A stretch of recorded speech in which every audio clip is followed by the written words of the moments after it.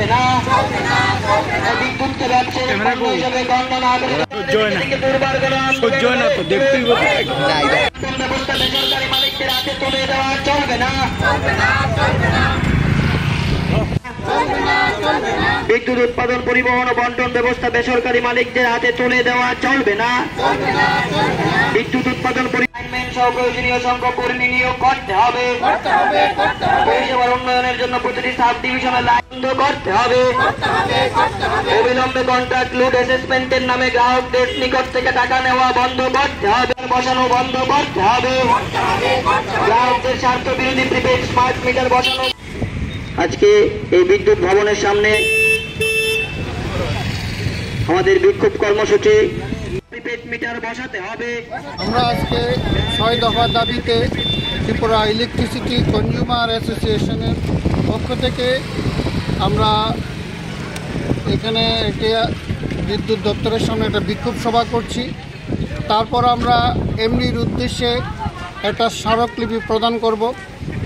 আমাদের মূলত দাবি, বর্তমান সময়ে যে কন্ট্রাক্ট লোড অ্যাসেসমেন্টের নামে গ্রাহকদের কাছ থেকে 5,000, 6,000, 4,000 যার থেকে যেমনভাবে দিচ্ছে, তারা টাকা বাড়তি টাকা নিচ্ছে এবং সেটা সিকিউরিটির নামে নিচ্ছে, কিন্তু রসিদপত্রে সিকিউরিটি লিখছে না।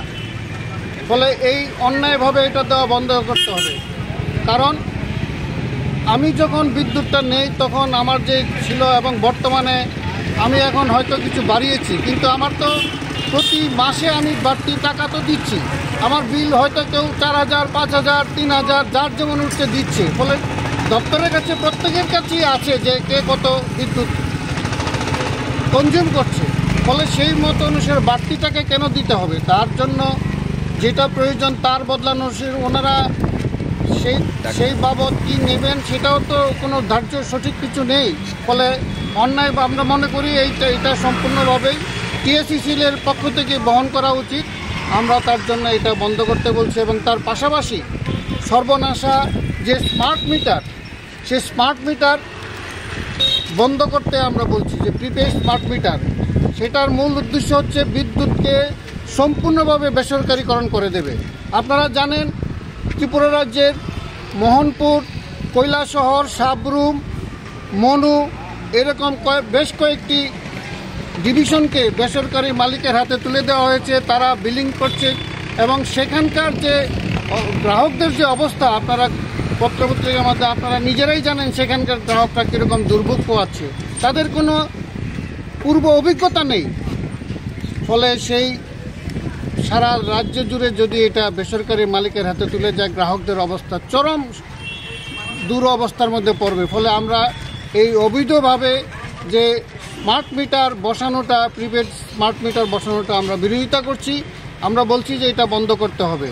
আমরা যে অল ইন্ডিয়া ইলেকট্রিসিটি কনজিউমার অ্যাসোসিয়েশনের affiliated Tripura electricity consumer association, আমরা সারা দেশ জুড়েই এই স্মার্ট মিটারের বিরুদ্ধে আমরা আন্দোলন করছি।